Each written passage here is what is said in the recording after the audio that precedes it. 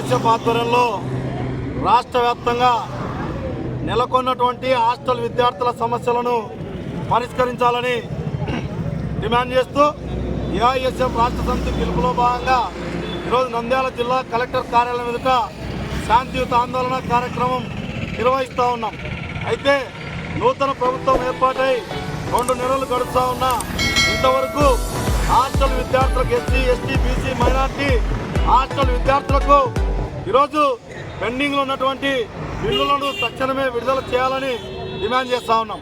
అంతేకాకుండా పెరిగిన ధరలకు అనుగుణంగా ప్రభుత్వాలు ఏర్పాటు చేసినటువంటి మెనూ ప్రకారం ఈరోజు వార్డెన్లు భోజనాలు పెట్టాలంటే ఖచ్చితంగా మెస్ ఛార్జీలను 3,000కు పెంచాలని కూడా ఏఐఎస్ఎఫ్గా డిమాండ్ చేస్తూ ఉన్నాం. అయితే రాష్ట్ర వ్యాప్తంగా ఈరోజు హాస్టళ్ల నిర్వహణ వార్డెన్లకు చాలా ఇబ్బందికర పరిస్థితుల్లో ఉంది. ఎందుకంటే వార్డెన్లు ఈరోజు బిల్లులు రాక తీసుకొచ్చినటువంటి వడ్డీలు కట్టలేక వార్డెన్లు విద్యార్థులకు మెనూ పెట్టలేక చాలా ఇబ్బందులు పడుతూ ఉన్నారు. బిల్లులు వస్తే వాటి వడ్డీలు కట్టడానికి కూడా ఈరోజు వాళ్ళకి సరిపోయినటువంటి పరిస్థితుల్లో హాస్టల్ వార్డెన్లు ఉన్నారు. అంతేకాకుండా రాష్ట్రంలో ఖాళీగా ఉన్నటువంటి వార్డెన్, కుక్కు, కమాటి పోస్టులను కూడా తక్షణమే భర్తీ చేయాలని డిమాండ్ చేస్తూ ఉన్నాం.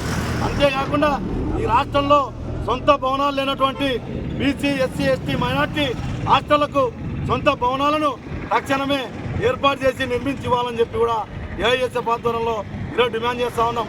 అయితే నంద్యాల జిల్లాలో కూడా అద్దె భవనాలు నడిచేటువంటి హాస్టళ్లు చాలా ఈరోజు ఏర్పాటు చేయాలని ఏఐఎస్ఎఫ్గా రాష్ట్ర ప్రభుత్వాన్ని అడుగుతూ ఉన్నాం. అయితే ఈ రాష్ట్ర నంద్యాల జిల్లా నూతనంగా ఏర్పడినటువంటి ఈ జిల్లాలో ప్రభుత్వ ఐటీఐ, మహిళా డిగ్రీ కళాశాలలు, ఈటీసీ, బీడీ కళాశాలను కూడా ఏర్పాటు చేసి ప్రభుత్వ విద్యారంగ సంస్థలను నంద్యాల జిల్లాలో ఏర్పాటు చేయాలని చెప్పి డిమాండ్ చేస్తూ ఉన్నాం. అంతేకాకుండా నంద్యాలలో కలెక్టర్ ఆఫీస్ కూతవేట్ల దూరంలో ఉన్నటువంటి ఈ మెడికల్ కళాశాలకు మౌలిక సదుపాయాలు కల్పించాలని కూడా డిమాండ్ చేస్తూ ఉన్నాం. మెడికల్ సీట్లను అమ్ముతూ ఉన్నారు.